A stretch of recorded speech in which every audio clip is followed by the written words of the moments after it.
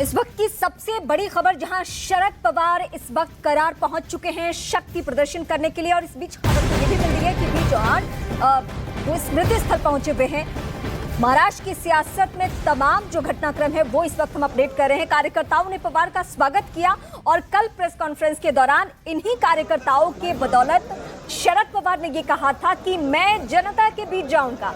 और आज शक्ति प्रदर्शन की ये तस्वीरें इस वक्त हम आपको दिखा भी रहे हैं, जहां पवार के साथ समर्थकों की भीड़ है। बी चौहान स्मृति स्थल जाएंगे, ये शरद पवार का भी कहना है। और इस तरीके की तस्वीरें भी मिलने शुरू हो चुकी हैं। लेकिन ये जो शक्ति प्रदर्शन की तस्वीरें हैं वो हम आपको दिखा रहे हैं। अब मौजूदा वक्त में इस तस्वीर के क्या मायने हैं, क्योंकि हालिया दिनों में चुनाव तो नहीं है। अगर पार्टी के चेहरे, विधायक सभी एक एक करके हाथ से फिसलते गए शरद पवार के, तो ये जनता का प्यार रह के भी क्या होगा, क्योंकि पूरी सियासत टिकी होती है आंकड़ों पे। और फिलहाल जितने नेता, जितने विधायक, सांसद हैं, अजीत पवार का दावा है कि वो सभी संपर्क में है शरद पवार के। सच्चाई क्या है ये आने वाले वक्त में साफ भी हो जाना है, क्योंकि अजीत पवार के घर पे बैठक में कौन कौन चेहरा पहुंचता है, इससे भी बहुत हद तक तस्वीर साफ होनी है। लेकिन दूसरी ओर करार की ये जो तस्वीरें हम आपको दिखा रहे हैं, वो तस्वीरें ये कहती है कि अभी भी शरद पवार के साथ ये जो अपार भीड़ है, ये जो समर्थकों का प्यार उन्होंने इतने सालों में हासिल किया है,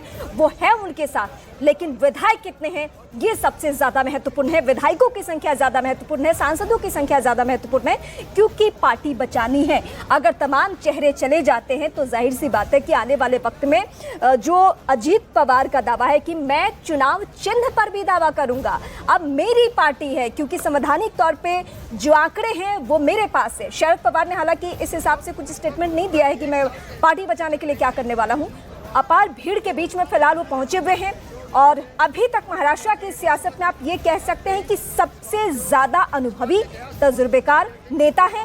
लेकिन अब जो ये सियासी बगावत दोनों के बीच में, चाचा भतीजे, जो कि हमने यूपी, बिहार, चिराग पासवान की पार्टी में हमने देखा कि पशुपति पारस उनके चाचा वहां सामने आ गए, शिवपाल यूपी में सामने आ चुके हैं। इस तरीके की कहानियां तो हमने खूब देखी है। लेकिन शरद पवार के सामने ऐसी चुनावी संकट, ऐसी सियासी संकट देखने को मिलेगी, ये किसी ने सोचा नहीं था, क्योंकि थर्ड फ्रंट में सबसे अहम चेहरा तो अभी ये माने जा रहे थे। अब ऐसे में इन्हीं को झटका लगेगा, ये किसी ने दूर दूर तक नहीं सोचा था, क्योंकि पार्टी पहली दफा नहीं टूटी है, बगावत पहली दफा नहीं हुई है। मैं सीधे दिवाकर का रुख करती हूँ। दिवाकर, जिन तस्वीरों को लेकर आश्वस्त थे शरद पवार, और कल सबके सामने उन्होंने कहा कि मैं जनता के बीच जाऊंगा, वो वाकई अपार भीड़ तो दिख रही है वहां पे।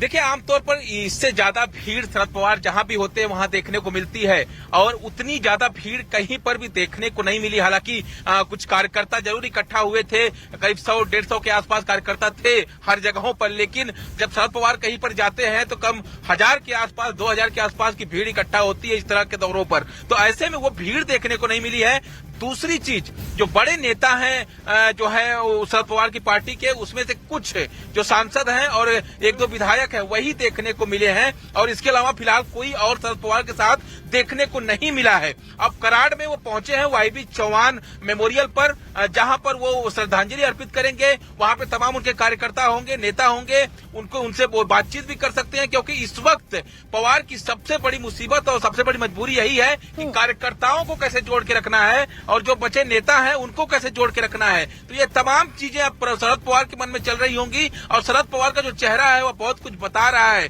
मायूसी कहीं ना चेहरे पे साफ तौर पर झलक रही है, क्योंकि चाचा ने खुद उन्हें, माफ कीजिएगा, भतीजे ने खुद उन्हें दगा दिया है अपने चाचा को। तो ऐसे में शरद पवार को इसकी भनक लगी थी कि नहीं लगी थी, अब तक शरद पवार ने पत्ते नहीं खोले। हालांकि कल उन्होंने कहा था कि उन्हें इनकी जानकारी नहीं थी कि अजित पवार ऐसा कुछ करने वाले हैं। लेकिन अब देखना ये अहम है, क्योंकि अब शरद पवार की अगली रणनीति क्या होगी यहाँ से, क्योंकि उनका सातारा में एक दो जगहों पर कार्यक्रम है, उसके बाद सीधा वो मुंबई जाएंगे। 3:30 बजे के आसपास वो सातारा से मुंबई के लिए निकलेंगे, और 5 जुलाई को उन्होंने एक अहम मीटिंग बुलाई है मुंबई में। जानना है, ये सही है कि शरद पवार पहुंचे हैं तो इतनी संख्या में लोग पहुंचे हैं, लेकिन जब इन कार्यकर्ताओं तक ये मैसेज आएगा कि अब तो सारे पार्टी के जो बड़े चेहरे हैं, जो विधायक हैं, जो सांसद हैं, वो अजीत पवार के खेमे में चले गए, तो स्वाभाविक है ना कि इन सबका भी मन बदलेगा वक्त के हिसाब से।